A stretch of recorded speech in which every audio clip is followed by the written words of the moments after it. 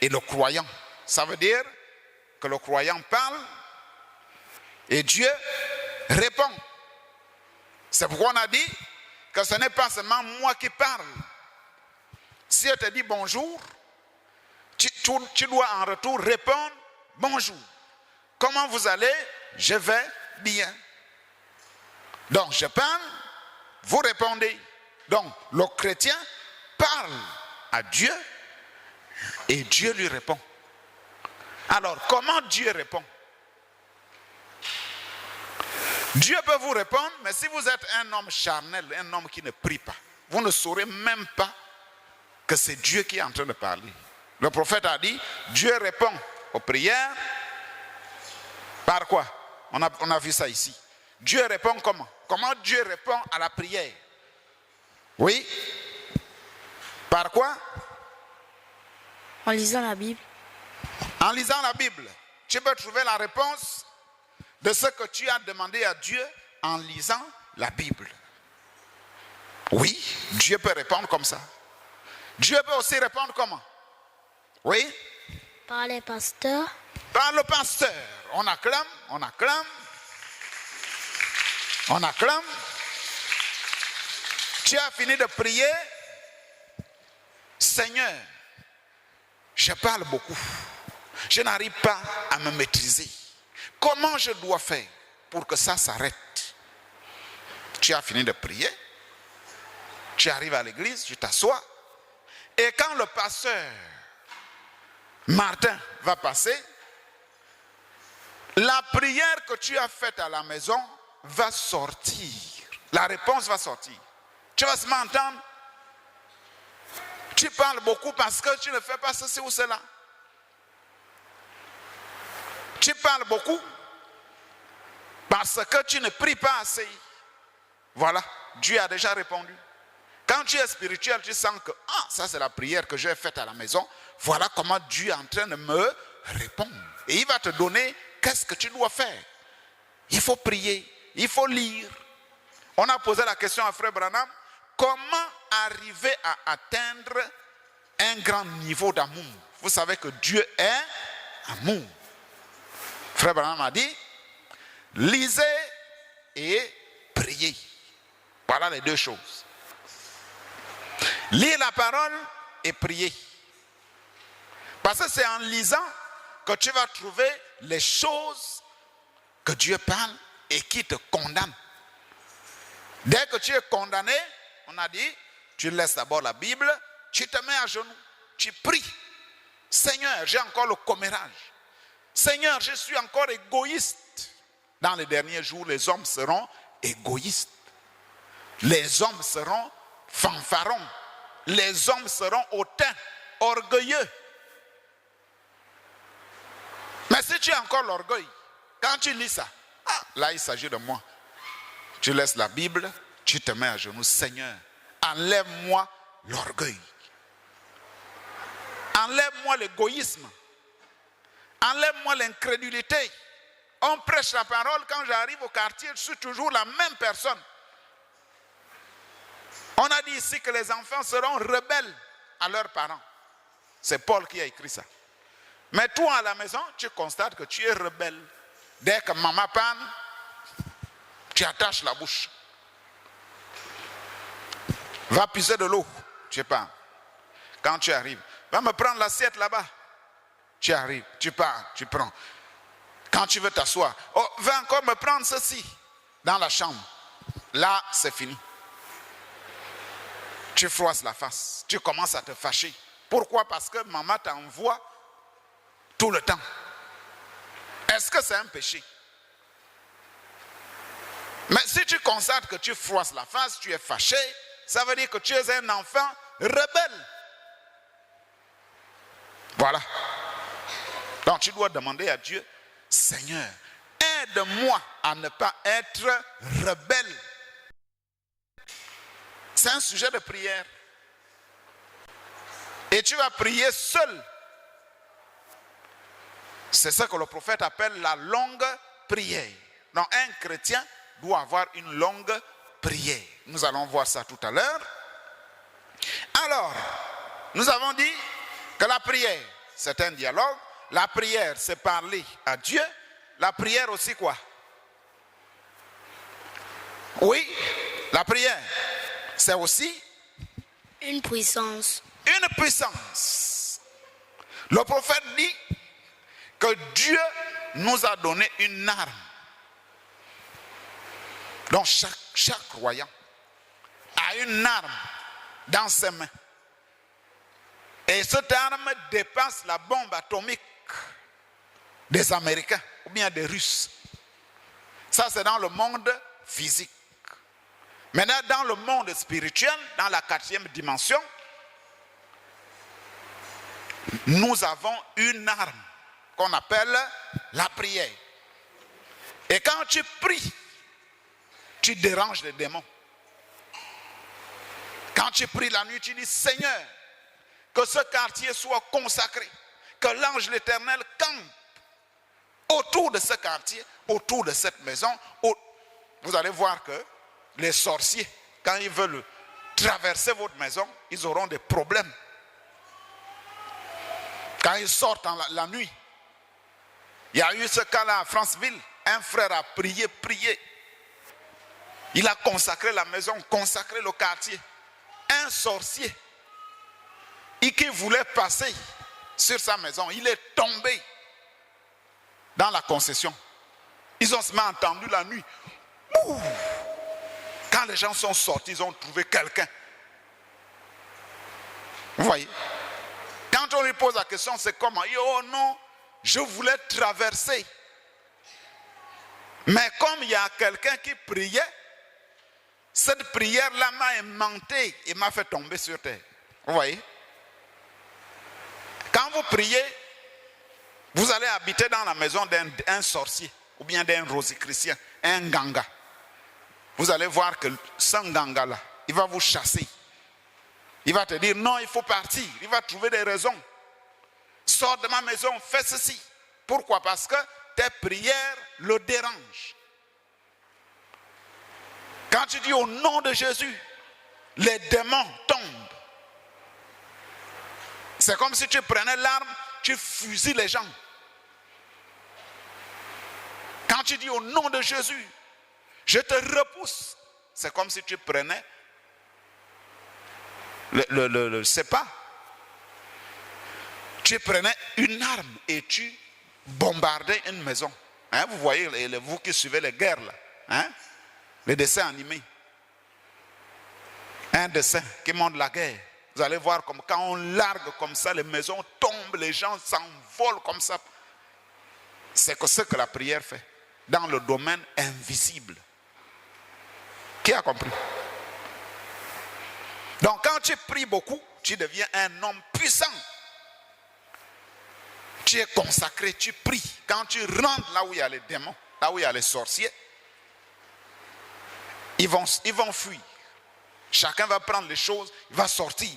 Pourquoi? Parce que la puissance de la prière qui est accompagnée de l'onction du Saint-Esprit t'environne. La colonne de feu que tu ne peux pas voir à l'œil nu, elle est là. C'est elle qui dérange les sorciers. Pourquoi? Parce que tu pries beaucoup. Alors, quelles sont les sortes de prières? Quelles sont les sortes de prières? Notre sujet de ce matin, les différentes sortes de prières. Écrivez. Les différentes sortes de prières. Alors, qui peut nous donner les prières que vous connaissez? La prière de quoi? Ainsi de suite. Oui. Les sortes de prières. Oui, il y a la prière. La prière de quoi? De supplication. La prière de supplication. Tu as besoin de quelque chose. Tu supplies Dieu. Tu demandes à Dieu de t'aider à avoir la chose. Voilà la prière de supplication. Comme la prière de Daniel. Nous allons lire ça tout à l'heure. Il y a aussi quoi? La prière de Oui, il y a un doigt là-bas. Il y a la prière. Résurrection. La prière de... Résurrection. La prière de résurrection. Oui, ça existe aussi. Parce que Jésus a dit, ressusciter les morts. Quelqu'un est mort, tu pries et la personne revient à la vie. C'est une prière de résurrection. Oui, quelle autre prière? Et un doigt là-bas. Il y a la prière D'action de grâce. d'action de grâce. On acclame, on acclame. Prière d'action de grâce. C'est la prière où on peut aussi l'appeler la prière de remerciement. Dieu t'a fait gagner le CEP, Dieu t'a fait gagner le bac. Et tu viens remercier Dieu. Quand tu arrives à l'église, tu viens, tu fais une action de grâce. C'est-à-dire, tu mets l'offrande dans l'enveloppe et tu donnes à Dieu. Et tu pries. Seigneur, je te remercie. Parce que tu m'as donné l'examen. Parce que tu as dit, vous serez la tête et non la queue. Vous serez en haut et non en bas. Il faut toujours prendre la promesse que Dieu a donnée dans la Bible. Par rapport à ce que tu devrais être. Donc la prière d'action de grâce. Quelle autre prière? Les hommes. Oui, la prière. Oui, la prière. La prière de consécration. La prière de consécration. Oui. Pour se consacrer à l'Éternel. Parce que nous avons dit ici que nous sommes des hommes et des femmes consacrés à l'Éternel. Seigneur, je suis en train de sortir. Je consacre ma vie, ma bouche, mes pieds, mes mains, mon cœur, mon regard, pour que je sois dirigé par le Saint-Esprit. Tu as dit partout, mettez la plante de votre pied, je vous le donne. Donc vous voyez, vous liez toujours la promesse de ce que Dieu a dit. Tu as dit, je serai avec vous et même en vous. Alors quand tu sors, tu es déjà environné de la puissance de Dieu. Quelle autre prière? Nous avons la prière. Oui, il y a des doigts là-bas. On a la prière. On a la prière de la foi.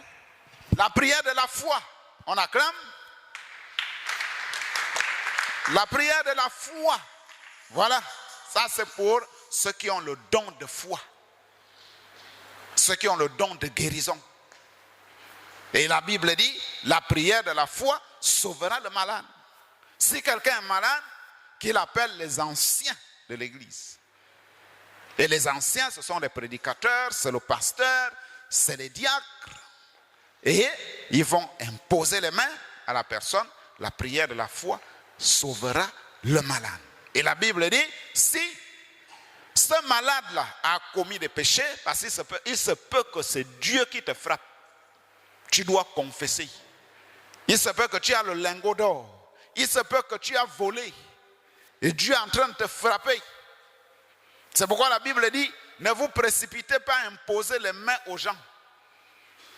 On amène quelqu'un ici, il est souffrant. Oh, il faut appeler le diacre, venez prier. Il faut d'abord sonder. Qu'est-ce que la personne a? Qu'est-ce que tu as fait? Il se peut que c'est Dieu qui est en train de te punir. Donc si moi je viens, j'impose les mains, je participe à ta malédiction. Tu dois d'abord confesser que là, je suis allé prendre la tête du grand-père qu'il a laissé au village. On a dit que c'est moi qui devais garder ça. Mais la tête est où? Oh, c'est à la maison. Il faut aller enlever. Il faut brûler. Parce qu'un chrétien ne garde pas les choses comme ça. Et quand tu vas aller faire, tu reviens, on prie pour toi et tu es guéri. Mais si on se précipite à prier alors que tu as le lingot d'or, le prophète appelle ça un moya. Hein? Un gris-gris. Tu as la corde, ou bien tu as le crâne, tu as l'os. qu'on t'a donné. Mais on va prier pourquoi? On va prier et puis tu vas mourir. On va dire, c'est l'église qui a tué. Vous voyez? Et la Bible dit, si vous avez des péchés, si vous avez fait des péchés, vous avez commis des péchés, confessez-les avant qu'on ne prie pour vous. Donc ça, c'est la prière de la foi. Alors, quelle autre prière? Il faut noter, hein? Prière de la foi, prière de résurrection, prière. On a parlé de la prière de quoi encore? De remerciement, prière d'action de grâce. On va ajouter la prière pour les malades. Jésus a dit allez chasser les démons. Ça, c'est la prière pour les malades. Ils imposeront les mains aux malades et les malades seront guéris. Tu es malade, en réalité, Jésus n'a pas dit de prier. C'est une prière, mais il n'a pas dit prier. Non, il a dit vous imposez les mains. Quelqu'un est malade, tu imposes la main. Et la maladie sort. Qu'est-ce qui chasse la maladie? C'est l'onction. C'est le Saint-Esprit qui est en toi, qui chasse la maladie par la foi que tu as. Maintenant, si la maladie résiste, on peut appliquer la prière. Toi, démon de palu, je te chasse au nom de Jésus-Christ. Voilà. Donc, ce n'est pas mauvais de prier aussi. La prière pour chasser les démons. La prière pour sanctifier la nourriture. Quand tu veux manger, la Bible dit, tout ce qui se vend au marché doit être sanctifié par la prière. Donc, ce n'est pas que on t'a donné et on t'a servi un morceau de foufou avec le dindon. Dès que tu vois l'odeur seulement, voilà comment tu oublies la prière. Pourquoi? Parce que tu as trop faim. Tu deviens comme Ésaü, qui a vendu le droit d'aînesse parce qu'il avait faim. Un gourmand. Il oublie qu'il a le droit d'aînesse. À cause de la faim, il a changé le droit d'aînesse. À cause de la faim. Un gourmand.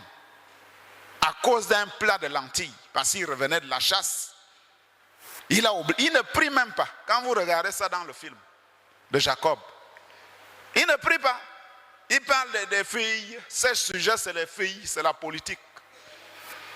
Il a besoin de manger, il commence à manger comme ça. Jacob le regarde même, il dit, mais ça c'est quel fils de Dieu qui est comme ça? Tu arrives chez lui, il n'y a même pas un prion, rien. Vous voyez? Donc avant de manger, je dois d'abord prier. Donc on a la prière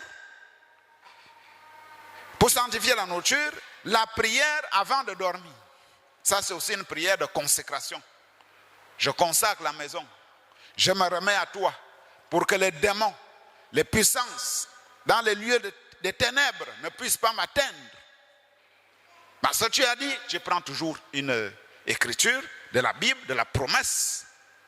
Tu as dit dans ta parole que toute arme forgée contre toi sera nulle et sans effet. Voilà. Dieu, quand tu prends comme ça, il reconnaît ce qu'il a dit. Il est obligé de faire ça. Il est obligé. Parce que tu l'as lié à sa propre promesse. Parce qu'il a dit dans sa parole qu'aucune écriture ne peut sortir sans produire l'effet pour lequel elle est sortie. Donc la parole de Dieu s'accomplit toujours. Donc on a la prière avant de partir de la maison. La prière de remerciement, on a parlé de ça. La prière de requête. Quelqu'un est malade. On a prié fatigué. Tu fais la requête. Tu amènes à l'église pour que tous les saints prient. Donc tu fais une requête. J'ai ma mère qui est malade.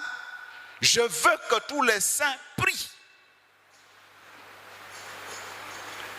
Quand le diacre va monter là-bas, ou bien le président du conseil des diacres, il va associer toute l'église. Et l'église va prier. Et vous allez entendre que maman ou bien papa qui est malade a été guéri. Pourquoi? Parce que tous les saints ont prié. Donc ça, c'est une requête. On a la prière de combat, le combat spirituel. Ça existe.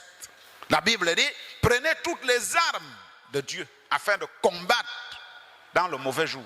Le mauvais jour, c'est quel jour? Le jour que vous êtes attaqué.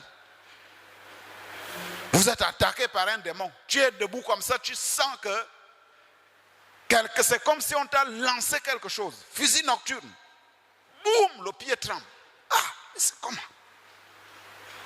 Ou bien la poitrine. Aussitôt, il faut engager le combat. Si tu es devant les gens, mets-toi derrière la maison, tu attrapes le mur. Allez, tu commences. Tu chasses ce démon-là. Il va partir. C'est pas que dès que tu es attaqué, le diacre, il cherche le numéro du diacre, président du conseil des diacres. Allez, honorable Gaël, ça ne va pas ici. C'est comment? Je suis attaqué. Priez pour moi. Non, c'est pas comme ça. Chacun de nous est un soldat. Hein? Le prophète dit que Dieu nous a donné l'arme, la plus grande arme, c'est la prière. Tu commences toi-même. N'appelle pas d'abord maman, n'appelle pas d'abord papa, n'appelle pas d'abord le diacre. Qui comprend? Chacun, tu mets la main là où il y a la douleur. Tu pries, tu chasses la chose. Toi, douleur, je te maudis, je te lie. Je te chasse. Va dans les lieux arides. Au nom de Jésus-Christ. Voilà. Et tu vas voir qu'à quelques minutes après, la chose va partir. Parce qu'il a reconnu l'autorité du nom de Jésus. Parce que la Bible dit, tout genou fléchira dans les cieux et sur la terre. Au nom du Seigneur Jésus. Parce que c'est le nom qui est au-dessus de tout nom. C'est le nom de Dieu. Qui est le Seigneur Jésus-Christ. Et ce démon-là va reconnaître la puissance du nom de Jésus et va partir. On acclame. C'est ça le combat spirituel. Un chrétien, c'est un soldat, il combat. Le diable t'attaque, toi aussi tu attaques. C'est pas qu'on t'attaque, tu tombes et tu es là, au sol. Non. Tu te relèves, toi aussi tu attaques. C'est ça le combat. Dans la prière de délivrance, ça aussi ça existe. Quelqu'un est possédé d'un démon, on impose les mains. Toi démon, qui es-tu? Je m'appelle tel. Tu fais quoi ici?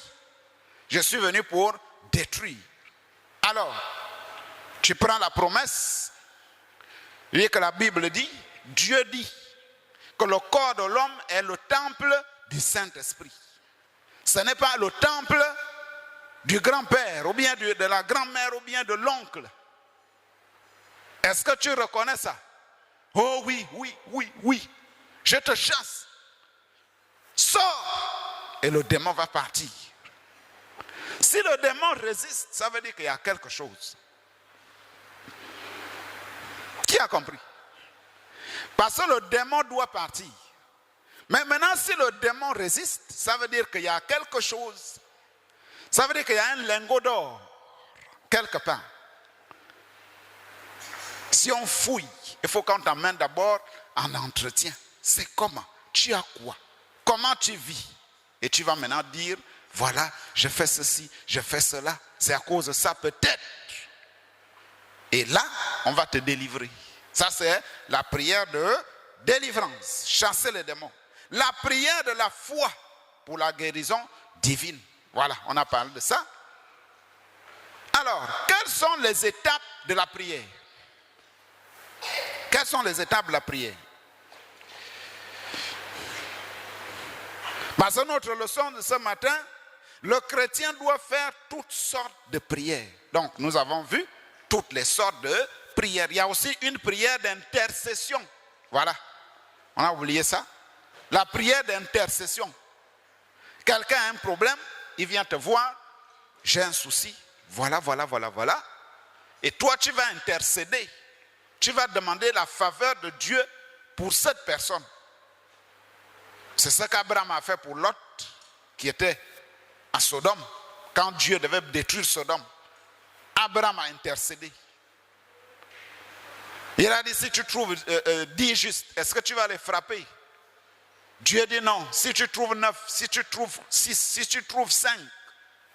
Parce que Abraham savait que Lot était là-bas, sa femme était là-bas et ses enfants étaient là-bas. Donc il a intercédé et Dieu a écouté. Alors, quelles sont les étapes de la prière? Quand on prie, on commence par quoi? Oui, il y a un doigt ici. On commence par... Oui. On commence par l'adoration. On commence par l'adoration. C'est très bien. On commence par l'adoration. Je l'aime. Je l'aime. Tu commences à prier, à chanter. Après le chant, oui, on aborde quoi? Chanter les cantiques. Non, c'est pas chanter les cantiques. C'est l'adoration. Quand tu as fini d'adorer, deuxième étape, c'est quoi? Et là, il s'agit de la longue prière. Qui a compris? Ce n'est pas la prière pour manger. Vous êtes à table, on a dit, le frère Luc prie, consacre la nourriture. Tu commences, je l'aime. Tu chantes pendant 5 minutes. Tu prends 2 cantiques. Après, tu commences, oh Seigneur, ceci, cela. Et les autres ont faim, ils sont là, ils t'attendent. Après, tu commences à prier pour le pasteur, les diacres, l'église. Les autres vont commencer à manger. Quand tu vas ouvrir les yeux, la nourriture est finie. C'est pas ça. Ça, c'est la longue prière. Quand on doit prier pour manger, c'est 2 mots. Seigneur, nous te bénissons parce que nous avons la nourriture. Purifie ce repas. Souviens-toi des sources de revenus et ceux qui ont préparé. N'oublie pas ceux qui sont dans les rues, ceux qui ont faim, ceux qui sont dans les prisons, au nom de Jésus-Christ. Amen. C'est tout. Tu n'as même pas 10 secondes. Tu as fini. Mais toi, tu vas prendre une prière de 15 minutes, 20 minutes, parce que tu veux manger. C'est grave. Les longues prières, c'est quand tu es seul. Qui a compris? Voilà. Alors, nous avons la deuxième étape. On a dit s'adresser au Père. C'est pourquoi vous allez voir, quand on commence la prière, Jésus a dit, notre Père qui est aux cieux. C'est comme ça que la prière commence. Père céleste, Dieu tout-puissant, éternel, notre Dieu. Voilà les termes qu'on emploie. Père, Dieu tout-puissant, créateur des cieux et de la terre. Voilà comment la prière commence. Alors, deuxième étape, troisième étape, élever le Père céleste dans ses attributs. C'est-à-dire se souvenir de ce que Dieu est. Toi qui es le même. Toi qui ne changes pas. Toi qui es la racine. Toi qui es le rocher. Toi qui es l'Éternel des armées, puissant dans la bataille. Donc tu ramènes les attributs de Dieu. Tu lui rappelles ce que lui il est. Et il est content de ça. Il y a des gens qui ne notent pas. Ce qu'on dit là, ils n'écrivent même pas. Dimanche prochain, on va passer à l'exercice. On va appeler chacun, venir prier. Parce qu'on n'a pas assez de temps, on devait faire ça ce matin. Chacun devait passer ici, il prend le micro, il prie. Il donne un exemple d'une longue prière. Il faut qu'on s'exerce. Parce qu'il y a des gens qui ne savent pas prier. Quand on dit de prier, oh Seigneur, au nom de Jésus, Amen. Il est là. Il regarde les autres. Sa prière est finie. Parce qu'il ne sait pas qu'est-ce qu'il doit dire. Alors qu'il y a beaucoup de choses à dire. Il y a beaucoup. Alors, quatrième étape, se rappeler de se tenir sur les promesses de Dieu. C'est là où tu vas dire, toi qui as dit, tu as dit que tu mettras un ange devant nous pour nous protéger en chemin. Tu as dit que nos ennemis seront tes ennemis. Tu as dit que tu ne nous laisseras pas orphelins. Tu as dit, tu es l'Éternel qui guérit toute maladie. Voyez, vous rappelez les promesses de Dieu. Donc on est parti des attributs aux promesses. Après, tu fais maintenant la confession. Cinquième étape, tu confesses les péchés. Seigneur, je suis mauvais, je suis voleur, je suis criminel, je suis rebelle. Si vous êtes seul, mettez même ces choses-là sur papier. Vous êtes seul, prenez votre temps. Je suis encore impoli. Je suis encore voleur. Tu dois dire ce que tu es à Dieu. Et après, accepter le pardon des autres. Seigneur, j'ai un cœur dur. Quand quelqu'un vient me voir pour se pardonner, je n'accepte même pas. Aide-moi à accepter le pardon des autres. À pardonner. Je n'arrive pas à pardonner. Parce qu'il y a des gens qui sont rancuniers. Quand on lui a fait quelque chose, il garde ça. Hein? Même dans l'église. Tu es chrétien, mais tu es encore rancunier. C'est comment? Ce qu'on t'a fait là, tu vas amener ça où? Quand tu es rancunier, c'est que toi-même tu t'attaches la corde. Hein? C'est comme si tu attachais la corde au poteau. Tu le mets là, tu mets la corde là. Donc tu ne peux pas avancer. Parce que ta haine là, ça te lie. Qui comprend? Ce que quelqu'un t'a fait là, tu vas amener ça où? Il faut pardonner. Il faut pardonner. Aide-moi à pardonner les autres. C'est pourquoi Jésus a dit, comme, il dit, pardonne-nous comme nous pardonnons aussi. Mais si tu ne pardonnes pas, ça veut dire qu'il y a un lien quelque part. Donc tu dois pardonner.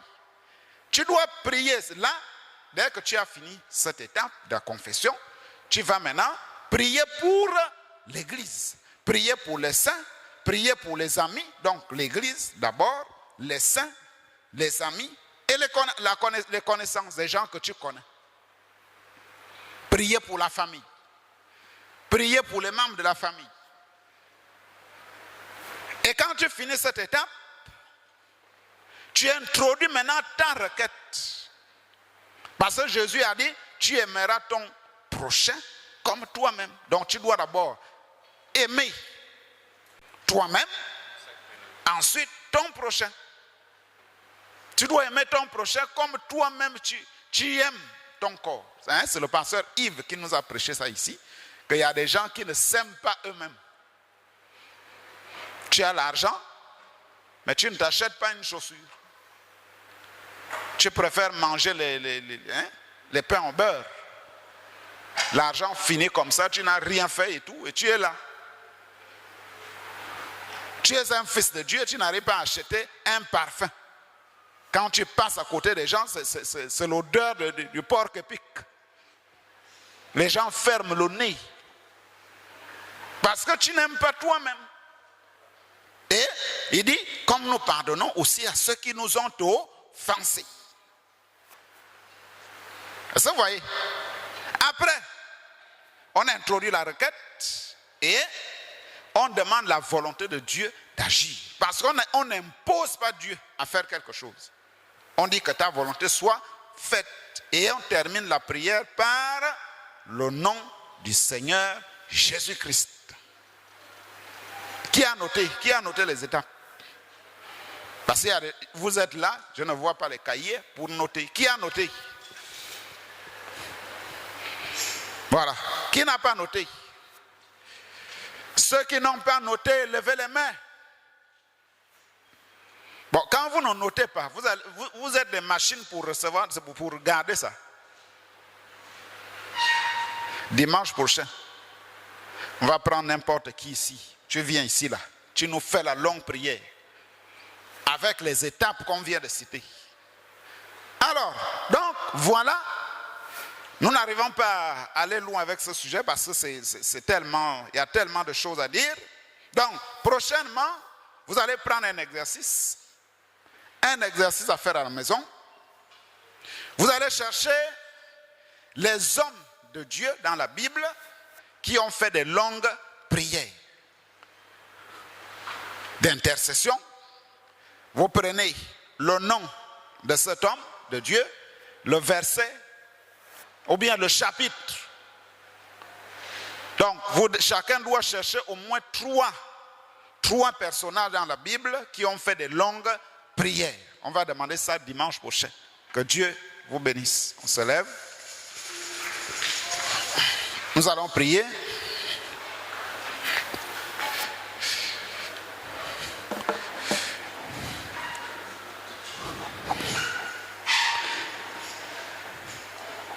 Je sais c'était le sang, je sais c'était le sang pour moi.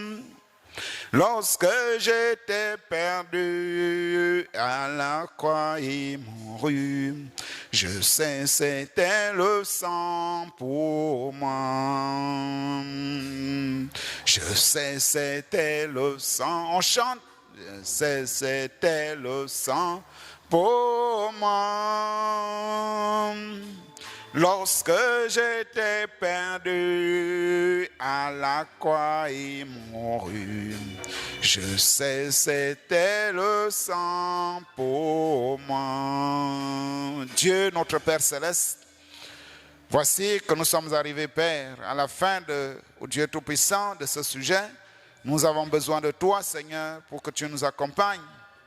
Pour que tes enfants, chacun puisse arriver au Dieu, à manifester, Seigneur Jésus, l'esprit de prière, de combat spirituel, au Dieu Tout-Puissant, de prier, de faire toutes sortes de prières, comme la Bible nous le dit, Seigneur, afin que tes enfants soient gardés par la puissance de la prière que tu nous as donnée.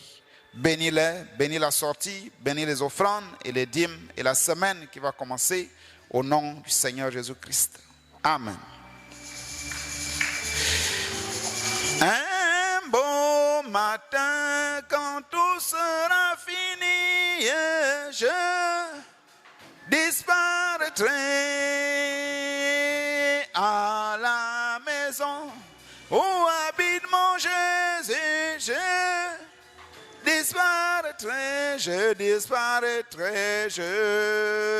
disparaîtrai, oh gloire,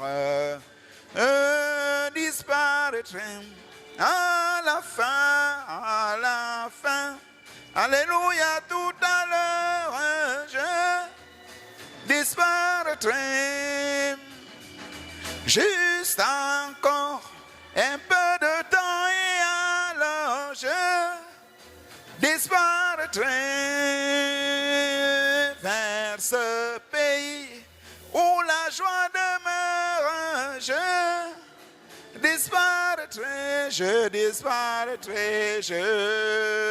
disparaîtrai, oh gloire, je disparaîtrai à la fin, alléluia, tout à l'heure, je disparaîtrai.